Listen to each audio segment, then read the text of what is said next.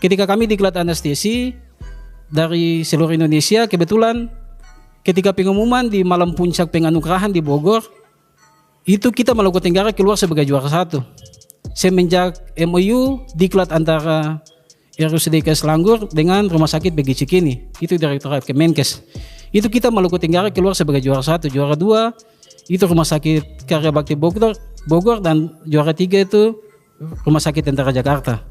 Dari situ ilmu-ilmu itu saya jadikan sebagai sebuah teks yang saya ajukan ke manajemen.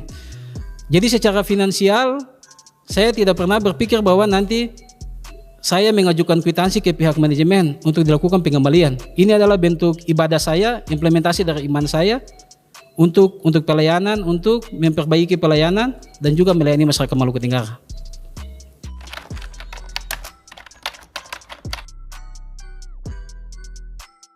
Untuk saat ini kita sudah punya 2 dokter spesialis anestesi. Itu Dr. Adi spesialis anestesi dan Dr. Fitri spesialis anestesi. Lalu kami punya 3 mesin ventilator yang sudah dibeli lewat dana APBD yang ada di bagian dalam kamar operasi. Kemudian di pos anestesi care unit juga kami siapkan 1 unit ventilator untuk menjaga kemungkinan ada kasus-kasus emergensi. Kalau terjadi di PACU, kami langsung backup. Jadi ini adalah ventilator Hamilton T1. Ini adalah teknologi ventilator terbaru. Yang sepengetahuan saya di Indonesia Timur, bahkan di Maluku, mungkin teman-teman di kamar operasi lain belum punya. Tapi kita Maluku Tenggara sudah punya. Waktu itu saya usulkan ke direktur yang lama, Dr. Keti, lalu diajukan lewat dana DAK. Jadi ventilator ini ventilator canggih. Kalau kita gunakan, kalau bedanya dengan ventilator model lama, kalau ventilator lama itu syarat digunakan ventilator itu harus kita punya lab yang lengkap. Lab lengkap itu contohnya kita punya analisa gas darah dan elektrolit dan pemeriksaan lab yang komprehensifnya lengkap. Tapi ventilator ini kita diterpencil ketika tidak ada standar lab tadi. Itu ventilator ini sistem robot, dia bisa adaptif terhadap kondisi tubuh pasien kalaupun tidak ada hasil laboratorium tadi. Makanya waktu itu saya usulkan, manajemen menanyakan kenapa Pak Obed mengusulkan ventilator ini, karena saya bilang ventilator ini adalah teknologi baru. Yang menjadi dasar pikir saya untuk mengusulkan ventilator Hamilton karena saya mengikuti diklat. Selain saya disekolahkan oleh pemerintah dari Kabupaten Maluku Tenggara untuk mengikuti pendidikan anestesi di Jogja, saya tahu rumah sakit kita terpencil. Pasti setelah kita balik, kita ini harus menguasai semua. Makanya waktu itu dengan dana pribadi saya mengikuti diklat ventilator Hamilton di Bandung, di Hiperci Bandung. Hiperci Bandung ini himpunan perawat intensif care unit Indonesia yang punya kompetensi dan lisensi untuk menangani tentang ventilator di ICU. Makanya dengan referensi itu saya ajukan ke manajemen. Saya diklat di Bandung waktu itu. Untuk alat ventilator Hamilton ini sudah digunakan untuk pasien-pasien ketika terjadi henti napas dan henti jantung di ICU dan sudah digunakan. Kemudian ketika kunjungan presiden, jadi ventilator ini dia mobile, bukan ventilator permanen. Jadi ketika ada kunjungan Menteri Kesehatan kemarin, kunjungan gubernur, kunjungan presiden, ventilator ini kami siapkan di dalam ambulans PC 119. Jadi ketika emergensi ventilator ini dia bisa berpindah tempat. Jadi bukan ventilator yang permanen di satu tempat, dia mobile. Jadi kasus emergensi dia bisa menyelamatkan pasien di tempat asal terjadi kejadian henti napas dan henti jantung. Yang saya siapkan di dalam mengikuti penganugerahan penghargaan tenaga kesehatan teladan tahun 2024. Itu tahun lalu saya pernah mengikuti penganugerahan yang diikuti oleh Pasar Panjang yang namanya penganugerahan 1 Indonesia Award SIA yang dilakukan oleh PT Astra Indonesia. Tapi waktu itu saya hanya masuk di 50 besar. Tidak tahu kriteria panitianya apa, tapi saya bersyukur saya sudah pernah mengikuti. Ketika tahun ini ketika saya mengikuti kegiatan PKB pelayanan kesehatan bergerak di Hotel Kimson, saya dihubungi oleh salah satu teman Ibu Eta bahwa ada penganugerahan yang dilakukan oleh Kementerian Kesehatan. Dari situ saya mencoba untuk mendaftarkan diri. Ketika saya mendaftarkan diri, saya baca di situ ada 4 nominasi. Kemudian dengan jumlah peserta yang sudah terdaftar sekitar 2.300. Dari situ saya daftar tapi saya tidak yakin. Karena memang ini seleksinya nasional. Jadi waktu itu saya berpikir sudah saya mencoba saja. Kalaupun pernah tahun lalu saya gagal, tahun ini saya coba lagi. Setelah saya daftar, waktu saya dibantu oleh teman saya ini, Pak Amir. Beliau ini sangat paham tentang IT. Jadi sebuah dokumen yang scan dan sebagainya, dan IT untuk kementerian, dia sangat paham. Jadi kami daftar. Setelah kami daftar, 1 minggu kemudian saya dihubungi oleh pihak Kementerian Kesehatan bahwa Bapak lolos di registrasi. Itu pesertanya masih 2.300. Setelah itu disampaikan bahwa segera diupload dokumen. Jadi diumumkan ini sekitar jam 9 malam. Sedangkan jam kantor sudah selesai. Waktu itu saya hubungi Pak KTU, Pak Miki, karena ibu direktur waktu itu berangkat. Pak Miki menyampaikan bahwa esok pagi saja. Sedangkan saya sampaikan bahwa pengumuman jam 9 malam, sedangkan penutupannya nanti jam 6 pagi. Berarti kita harus lembur malam. Saya dibantu oleh 3 orang teman, yaitu Pak Amiruddin, Pak Ampir Umayara, dan Pak KTU. Jadi administratif itu kami kerja dari jam 1 malam sampai jam 5 subuh. Akhirnya di antara 2.300 peserta yang mendaftar di Kementerian Kesehatan untuk sesuai dengan arahan panitia seleksi, jam 5 subuh itu kami peserta pertama, dalam hal ini saya yang mengembalikan dokumen secara lengkap. Kecuali waktu itu SKCK karena menunggu esok baru dilakukan pengusulan ke pihak kepolisian untuk diterbitkan SKCK. Lalu saya juga menyiapkan diri secara pribadi. Saya sudah menyelesaikan pendidikan kurang lebih 6 tahun. Saya membaca kembali semua regulasi kesehatan tentang dasar hukum, kemudian teori tentang post anesthesia care unit, kemudian yang ketiga fakta-fakta pelayanan yang ada di PACU ini saya catat. Kemudian yang keempat, saya menghubungi pihak manajemen. Regulasi rumah sakit saya catat. Kemudian komplikasi dan risiko yang terjadi selama pelayanan anestesi itu saya catat dan saya diskusikan dengan dokter anestesi, dalam hal ini dokter Adi dan dokter Fitri, untuk menyiapkan saya ketika sampai ke tahapan wawancara.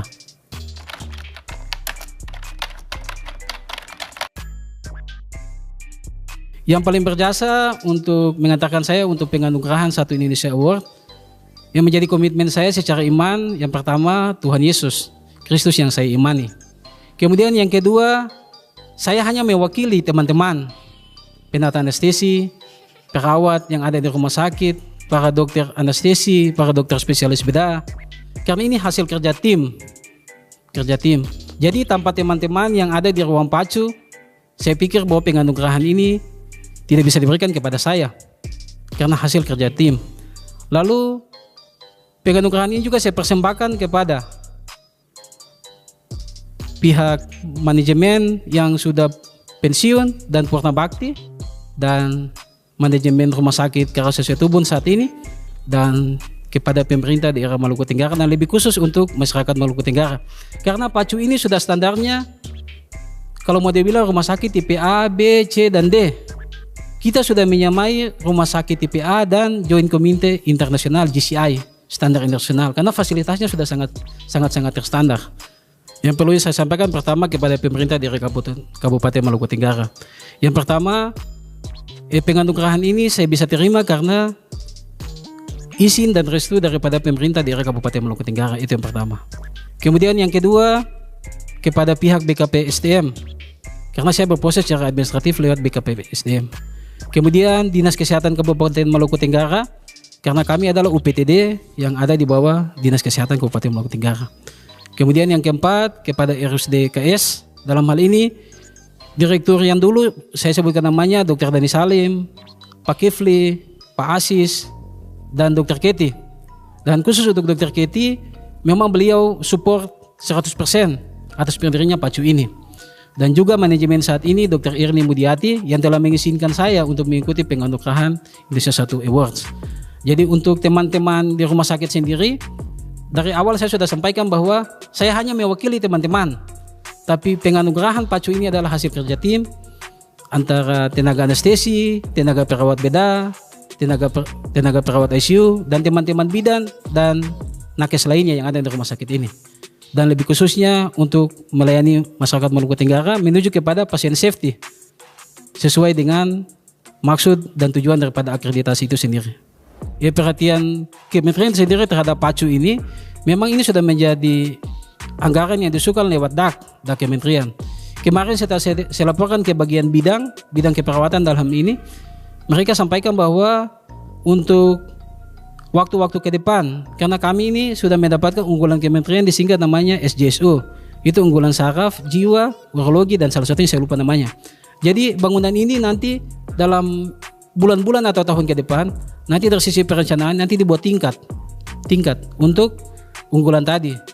Selain itu juga ada bangunan yang telah disiapkan oleh Danadak lewat kementerian, itu sudah disiapkan untuk pembangunan gedung CT scan, radiologi, dan lain-lain.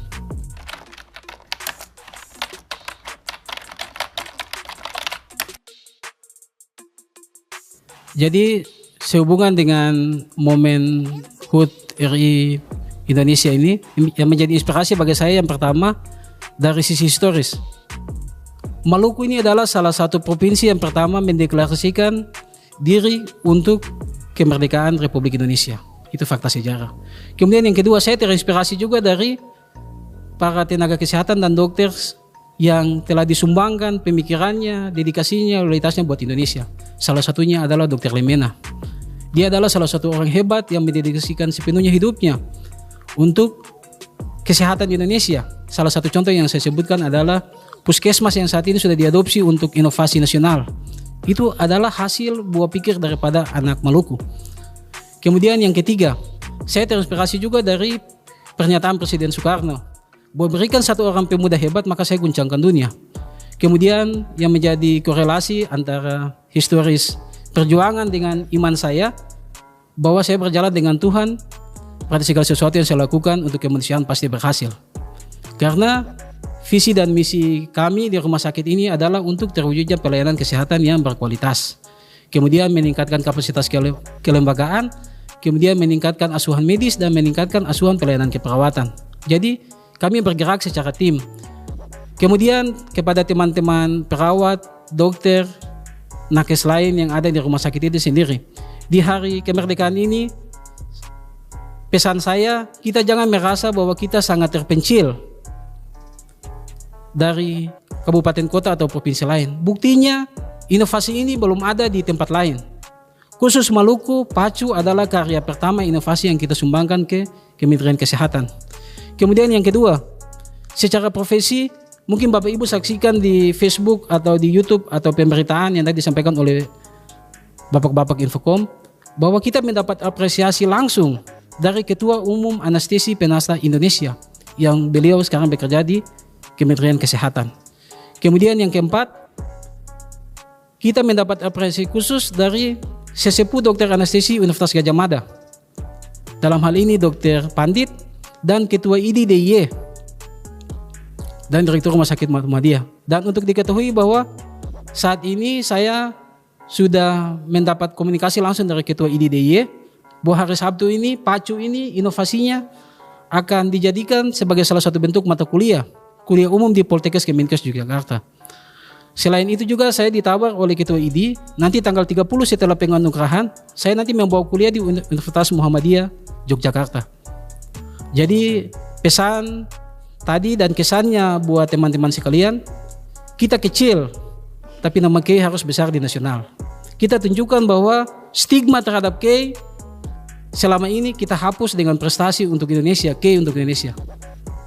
Jadi PACU ini saya dedikasikan untuk masyarakat Maluku Tenggara. Dari tim kami, tim anestesi, dokter, penata, perawat anestesi, kami sudah karyakan PACU ini untuk KEI. Jadi bisa menginspirasi teman-teman lain, baik itu dokter, perawat, tenaga kesehatan lain, bahwa kita adalah salah satu rumah sakit yang pertama muncul di tingkat nasional. Berarti kita tidak usah minder untuk mengikuti penganugerahan di tahun-tahun mendatang. Karena pasti kita bisa. Karena kita juga belajar regulasi yang sama, buku yang sama, dan juga kita harus banyak bertanya kepada mitra-mitra kita yang lain, bahkan di pihak manajemen. Bahkan sampai detik ini saya masih berkomunikasi dengan dosen-dosen saya selama proses penganugerahan ini. Sehingga ketika diverifikasi tentang kebenaran foto, dokumen yang sudah saya share di kementerian, ternyata terkonfirmasi bahwa sesuatu yang saya lakukan itu legal. Karena selama ini mungkin ada sebagian teman-teman merasa bahwa saya mengaktualisasikan diri di medsos tentang dokter anestesi UGM, Poltekkes Kemenkes Jogja, kemudian direktur rumah sakit. Tapi itu memang apresiasi langsung ketika pacu ini didirikan. Berarti kita harus bangun lewat jalan kita masing-masing. Karena kita tahu kita semua dikasih talenta oleh Tuhan untuk membangun daerah ini. Demikian.